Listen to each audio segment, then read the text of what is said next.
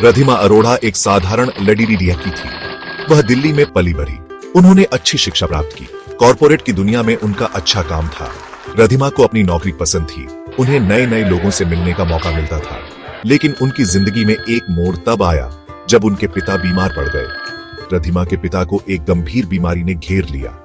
डॉक्टरों ने बताया कि यह बीमारी लाइलाज है। रधिमा ने हार नहीं मानी। वह अपने पिता को बचाना चाहती थी।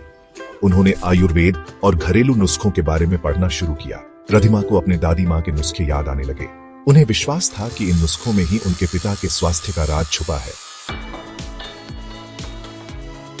रधिमा ने अपने पिता के लिए आयुर्वेदिक दवाइयां और घरेलू नुस्खे अपनाने शुरू कर दिए। उन्होंने अपने पिता की दिनचर्या में बदलाव किए। उन्हें योगा और ध्यान करवाना शुरू किया। धीरे धीरे उनके पिता की तबीयत में सुधार होने लगा। रधिमा को अपनी आंखों पर यकीन नहीं हो रहा था। आयुर्वेद ने उनके पिता को एक नया जीवन दिया था। यह अनुभव रधिमा के लिए किसी चमत्कार से कम नहीं था। उन्होंने आयुर्वेद की शक्ति को खुद महसूस किया था। रधिमा ने फैसला किया कि वह इस प्राचीन विज्ञान को लोगों तक पहुंचाएंगी।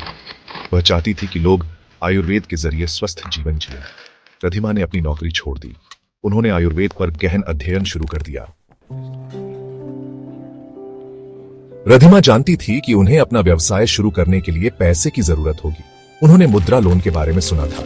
यह लोन छोटे व्यवसायों को शुरू करने के लिए सरकार द्वारा दिया जाता था। रधिमा ने मुद्रा लोन के लिए आवेदन किया और उन्हें 50,000 रुपए का लोन मिल गया। ये 50,000 रुपए रधिमा के लिए बहुत मायने रखते थे। यह उनके सपनों को साकार करने का जरिया थे। उन्होंने इस पैसे का इस्तेमाल अपने व्यवसाय को शुरू करने के लिए किया। रधिमा ने आयुर्वेदिक उत्पाद बनाने शुरू कर दिए। वह चाहती थी कि उनके उत्पाद शुद्ध और प्राकृतिक हों। रधिमा ने अपने ब्रांड का नाम नामिया फूड्स रखा। नामिया का अर्थ होता है नमन। रधिमा ने यह नाम इसलिए चुना क्योंकि वह आयुर्वेद को नमन करना चाहती थी। वह चाहती थी कि उनका ब्रांड आयुर्वेद के सिद्धांतों पर आधारित हो। नामिया फूड्स के पहले उत्पाद आयुर्वेदिक चाय और मसाले थे। रधिमा ने इन उत्पादों को बनाने के लिए पारंपरिक व्यंजनों का इस्तेमाल किया। वह चाहती थी कि उनके उत्पाद स्वादिष्ट होने के साथ साथ सेहतमंद भी हों। रधिमा ने अपने उत्पादों को ऑनलाइन बेचना शुरू कर दिया। सेक्शन 5 शुरुआती चुनौतियां और संघर्ष। शुरुआत में रधिमा को कई चुनौतियों का सामना करना पड़ा। उन्हें अपने ब्रांड को लोगों तक पहुंचाने में मुश्किल हो रही थी। बाजार में पहले से ही कई बड़े ब्रांड मौजूद थे। रधिमा ने हार नहीं मानी। वह जानती थी कि उनके उत्पाद खास हैं। रधिमा ने लोगों से बात करना शुरू किया। उन्होंने अपने उत्पादों के बारे में बताया। रधिमा ने सोशल मीडिया का इस्तेमाल किया। उन्होंने अपने ब्रांड को प्रमोट करने के लिए मुफ्त प्लेटफॉर्म का सहारा लिया। धीरे धीरे लोगों ने नामिया फूड्स के उत्पादों को पसंद करना शुरू कर दिया। सेक्शन 6 ब्रांडिंग और मार्केटिंग की रणनीतियां। रधिमा ने अपने ब्रांड को स्थापित करने के लिए कई रणनीतियां बनाई। उन्होंने अपने उत्पादों की पैकेजिंग आकर्षक बनाई। रधिमा ने सोशल मीडिया पर अपने ब्रांड के बारे में जागरूकता फैलाई। उन्होंने लोगों को मुफ्त सैंपल दिए। रधिमा ने ग्राहकों से सीधे जुड़ने की कोशिश की। रधिमा की मेहनत रंग लाई। नामिया फूड्स के उत्पादों की मांग बढ़ने लगी। लोगों ने उनके उत्पादों की गुणवत्ता की तारीफ की। रधिमा को एहसास हुआ कि वह सही रास्ते पर हैं। सेक्शन 7 शार्क टैंक इंडिया की सफलता। साल 2024 में रधिमा ने शार्क टैंक इंडिया में हिस्सा लिया। शार्क टैंक इंडिया एक ऐसा मंच है जहां नए उद्यमी अपने व्यवसाय के लिए निवेशकों से धन प्राप्त कर सकते हैं। रधिमा ने शार्क टैंक इंडिया में अपनी कहानी और अपने ब्रांड नामिया फूड्स के बारे में बताया।